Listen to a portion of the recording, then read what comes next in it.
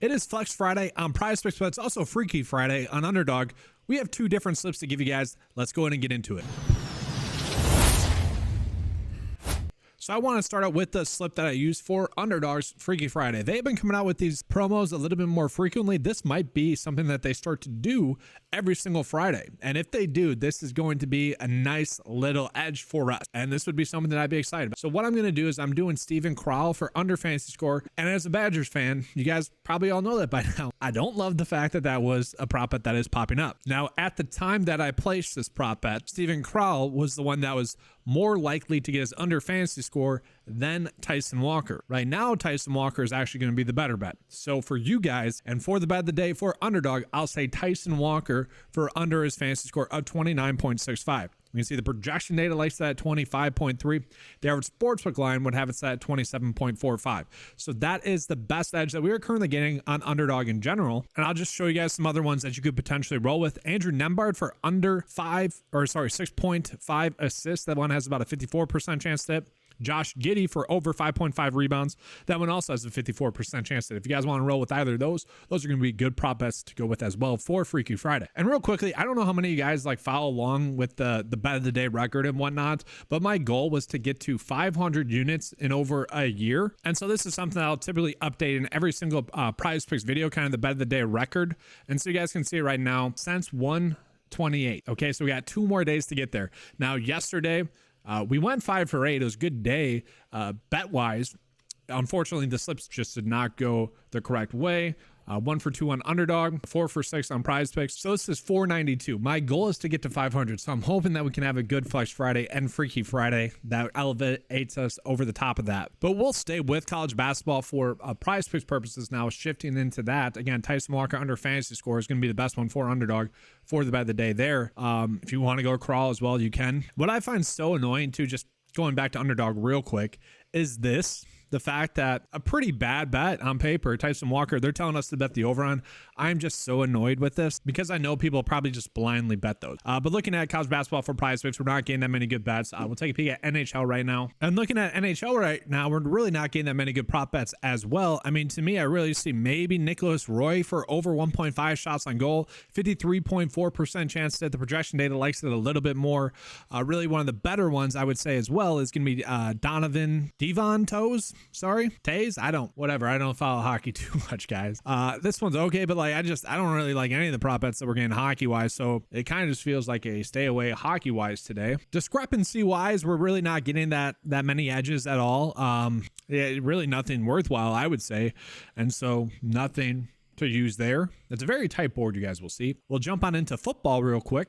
And football, we are getting a couple of good ones here, I would say, for the most part. So CMC, this was happening last week as well, where the prop line for his touchdowns is set at 1.5. And so it just depends on whether or not Vegas is currently expecting him to get over, whether or not the projection data is really going to adjust for that. So either way, if you give him another touchdown here, the under would still be favorited here. Now it is a little bit tighter.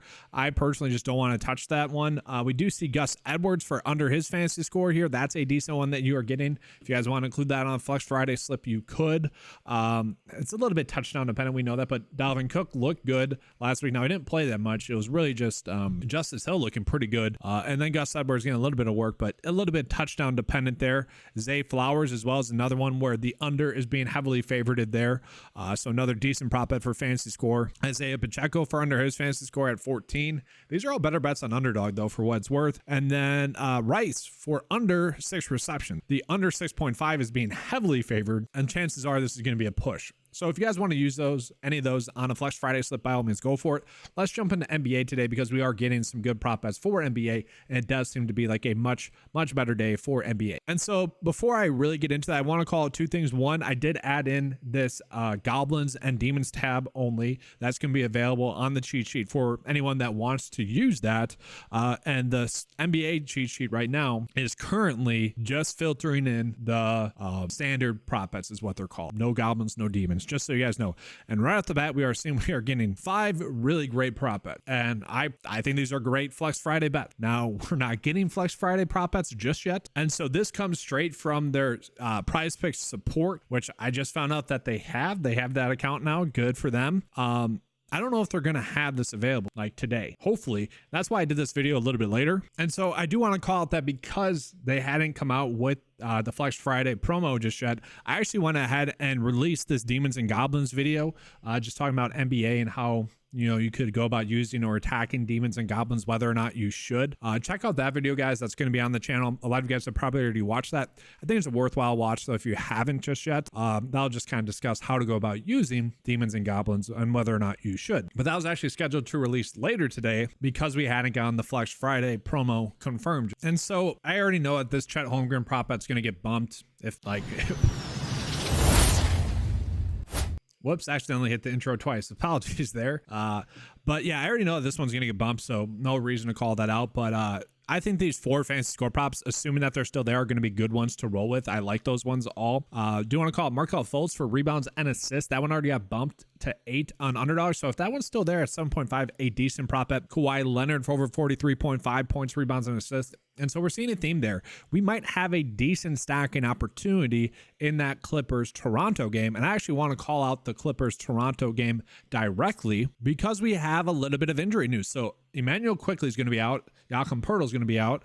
And we really haven't seen this starting lineup too much. And so it is weird. Scotty Barnes is going to be at the power forward tonight, it seems like, even though at times he was starting at point guard. So it's kind of weird, but we might get some stacking opportunity. For what it's worth, Mason Plumlee gets a pretty good matchup against Jontay Porter as well. I get why the data likes the over for a lot of Toronto because their defense got a lot worse, and it's going to be a lot worse tonight as well. And so looking at Toronto, it's a tough sample size because we got to take OG off the court. We got to take Emmanuel Quickley off the court. We got to take Siakam off the court and Jakob Poeltl off the court. And so with that, the prop bets that we are getting right now are definitely interesting. Scotty Barnes for 44.5 for a fantasy score. If you're running a stack there, it does make sense to potentially bet the over. His per 36 production is 49.4 fantasy points per 36, but a lot of that I think was coming with him playing like a point guard a little bit. So I don't know if I exactly want to be targeting that. RJ Barrett is someone points, rebounds, and assists wise. He averages 26 points, 9 rebounds, 6.7 assists per 36, and 47 fantasy points per 36. So I would actually argue that the over here for fantasy score is a better bet. And then one that I like as well would be Gary Trent Jr. for over 20.5 points, rebounds, and assists as well. He is someone that per 36 as well averages 17 points per 36, 2.6 rebounds, 2 assists, doesn't have a turnover, and overall 26.5 points, rebounds, and assists. So to me, I do think we have a decent opportunity to stack this game. And if you guys want to run that on a Flex Friday slip, you could.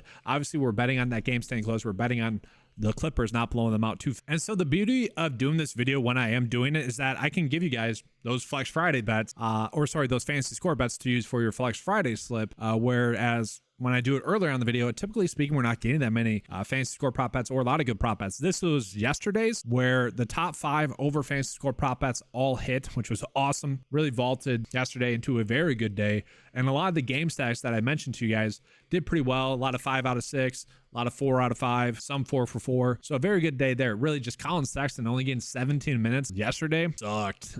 That was so bad because his per minute average, if he would have just got his average minutes, he would have crushed that over. But at the same time, that's why a lot of the other Utah players were able to crush. Example, Markkanen crushed John Collins as well. And so for right now, this will be my bet of the day for Flex Friday, assuming that it is made available. This would be a flex slip. Now, if there are better fantasy score prop bets that are available on the 9-to-5 cheat sheet to make it a 6-for-6 slip, we can go ahead and use that as well. I do like that idea. And for what it's worth, guys, if we do not get the Flex Friday promo today, I'll just be running this out as a 4-slip bet. No flex, be a standard bet. So looking to 10x our units. Again, trying to win 8 units today at least to get to 500 units won over the past year. Fingers are crossed. But that is going to be all for this video. Make sure to give a like and subscribe. If you guys want access to the tools that you saw available in this video, head on over to 9to5sports.com. Available for just $10 a month. Thank you guys for watching. Let's have a good slate. And as always, let's keep cashing.